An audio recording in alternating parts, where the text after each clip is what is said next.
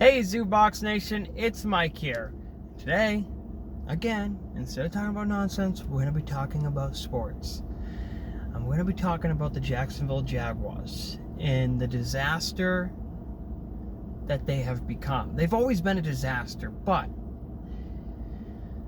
man, okay, then this is a perfect example of bad leadership. Okay. The Jacksonville Jaguars are like the perfect example of what not to do, and they're like, you could study them to be like, hey, do not lead like these people lead, because whatever they're doing and how their leadership is horrible. Doug Marrone, I'm sorry, man, but you need to be fired. Like, you have destroyed the team. You have destroyed one of the most talented defensive rosters that's been assembled in the last couple of years. Like, your roster was loaded. Your roster was stacked from the bottom to the top. You could say they had the most talented defense a few years ago out of any NFL team. Like, they had the most talented players. You know, Yannick Ngakoue. I mean, like, they traded this guy for what? You traded him for a second-round pick. Okay, I get that. I get that you traded this guy, and he didn't want to be there, and he wanted to be out of there, and he wanted to leave. But you traded him, and what did you get for him? You got a second and a fifth that could possibly turn into a third. Okay, I guess that's... I mean, I just wouldn't have traded him for that. For me, it would have been like, no, like, I wouldn't have... And for him to even take the trade, I don't even know why he did it, because he took a pay cut. He took, like... He's giving up, like, $6 million. Like, why is he even doing that? Like, for me, it's like, man... So, wait.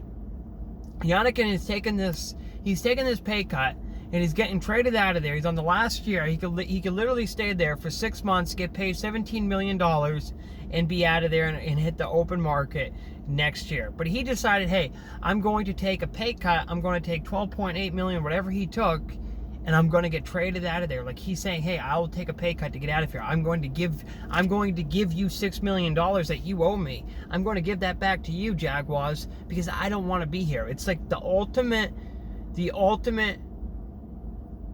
are the ultimate lesson of, like, how not to lead, how not to be a great organization. Like, whatever they're doing there, it's like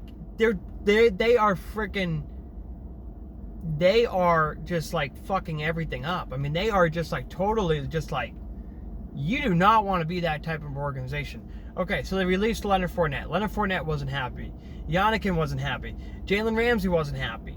Calais Campbell, I don't know if he wasn't happy or not, but he's the type of guy that would not say if he was happy or wasn't happy. Like, he's a good person to have in your locker room. Like, you want that kind of leader in your locker room. And you trade him last year for a 5th-round pick to the Baltimore Ravens, who now have, like, this awesome all-star guy. And by the way, look what, by the way, it's like they traded him to the Baltimore Ravens, and he's, like, tearing it up, and, like, it doesn't make any sense to me. It's like, why are you trading these players? Like, you drafted these players. You did so good in the draft process. Like, you've drafted elite players. Leonard Fournette. Okay, Leonard Fournette. Let's break this down. You release Leonard Fournette. And you released Leonard Fournette, and I believe since they released him, and if no one picks him up off of waivers, they will have to pay him $4 million. I believe that's true. I'm not sure. Double check me. Leave a comment below and let me know if that's true or not. But Leonard Fournette, they release him. They say, hey, we're going to release you. I understand Leonard Fournette's kind of like a one-trick pony, but he's very good at what he does. Leonard Fournette is very good at what he does. Leonard Fournette is a very good power back. Okay, if you want a running back that can run through the tackles, hit the holes, hit the gaps, that's Leonard Fournette. Now, in the passing game, he may not be the best, but he's very, very, very good at that. I can see, okay, he has some injury problems, but when he's healthy, he's very good. And they just said, hey, we're going to let you go too. Yep, we're going to let, Jalen Ramsey go. We're going to let Calais Campbell, we're going to trade you as well. We're going to let, we're going to trade Jalen. I mean, they had this awesome team. And now it's like nothing. And everyone's saying, well, maybe they're tanking. Okay. So you think that Doug Marrone is tanking? Because if Doug Marrone loses this year, number one, nobody's going to hire him. Like, if Doug Marrone's like, yeah, you know what? The owner comes to him and says, hey, we're going to tank. You really think Doug Marrone's going to do that? Because here's the deal. If Doug Marrone tanks this year, he's going to get fired. Like, I don't know how you could keep Doug Marrone in the building anymore. Like, he's done such a horrible job that I would just fire him. I mean, I would have already fired him. I mean, I would have fired this guy so long ago. And there's another point I want to bring up, too, about coaches. But I would have fired this guy. I mean, I would have fired him. I understand you want to give somebody the opportunity and the chance. And you had all these talented players, and you let them go. You let them go. You traded them away. And yes, some of the trades were good. The Jalen Ramsey trade, that was a good trade. I'm not going to say that it was a bad trade because you got so much for him. But at the same time, that is still Jalen Ramsey that you're trading away. Like one of the best defensive cornerbacks in the NFL. So you trade him away. Okay, I get it. I understand. You got 2 firsts and maybe a 5th. I can't remember exactly, but that's what I think they got for him. They got 2 first rounds. Okay. The Calais Campbell trade. I mean, well, I don't understand this either. Calais Campbell, you only got a 5th round pick for him. I mean, this is an upholding citizen. He's a great leader in the locker room. He could be a captain of your football team if you need him to be. He's going to be a leader. He's going to be a mentor. I mean, this guy is going to play hard every single game. He's going to give you every practice. He's going to show up on time. He is the kind of guy that you want for younger people to look up to and be like, I want to be like that guy, so why wouldn't you keep him in? I would want that guy playing on my team. I don't understand that. Why? And it's not that he got slower. I mean, he was still rated one of the best at his position the year before they traded him. Like, this guy is still good today. Going into this year, he may not be the best at his position this year, but he's going to be solid, and he's going to be good, and his knowledge of the game is going to allow him to be good later on in his career. And he's also going to be a great mentor and a great coach, because he's the kind of player that's like a coach to the younger guys below him. He's going to help coach up those guys. He's going to show them what a professional does. So why they got rid of him, I have no idea. I really don't. That's one thing. The other thing I want to bring up with these coaches is teams that hire bad coaches or keep coaches around for a while. Okay, so you bring in Doug Marrone. And why are you keeping this guy as your head coach? If it was me and I was running an organization, so there's no salary on coaches. You can pay them whatever you want. Like, you can pay coaches whatever they want. Like, there's no cap hit. Like, you could pay them, you could potentially pay a coach $80 million a year, and it wouldn't, as long as you can afford it as a team, it's fine. The one thing I don't understand about teams is that why wouldn't you invest the most money in your coaching staff if there's no hit on it and, like, you have the money to spend? Like, to me, that's just like, okay, well, let's get the best people. Like, let's go out and get the best coach.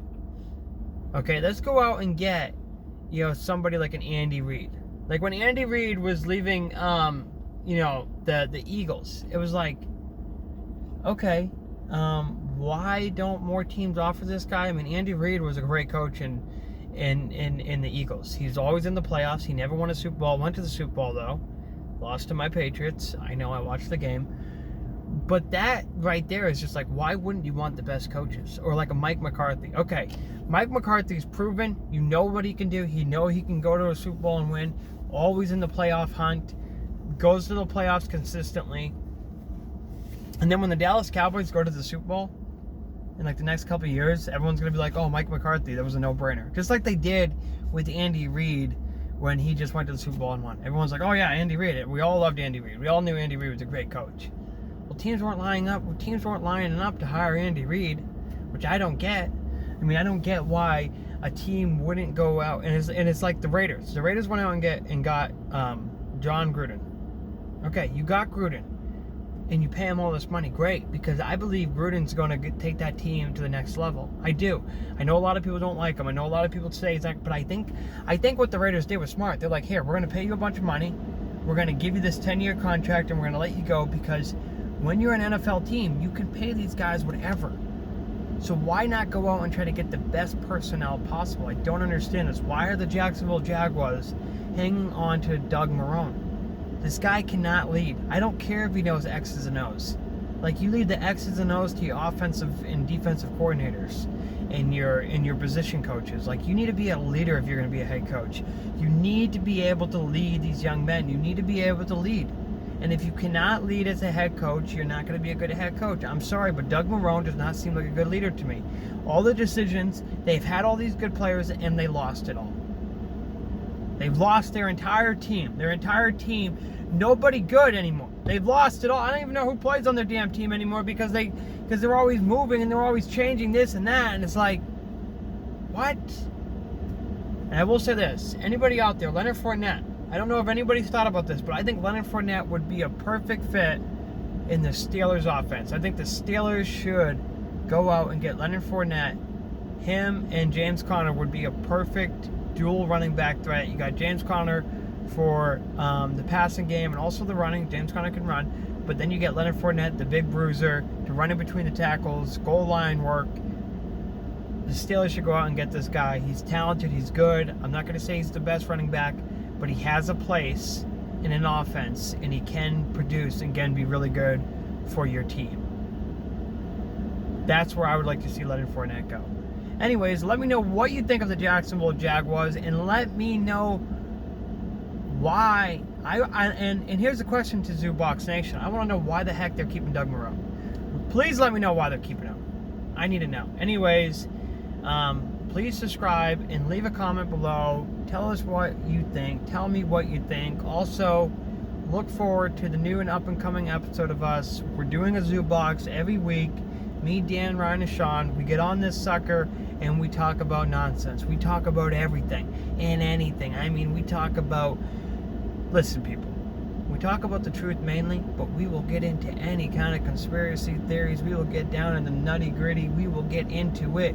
So go watch the episodes of Zoobox Podcasts. It's a podcast about nonsense. Go listen to it. I think you'll like it. And also, subscribe, people. Come on. Just subscribe. All you gotta do is subscribe. It's not that hard. Click the button. Do me a favor, and I'll do you a favor. I'll keep on making these for you. Please subscribe.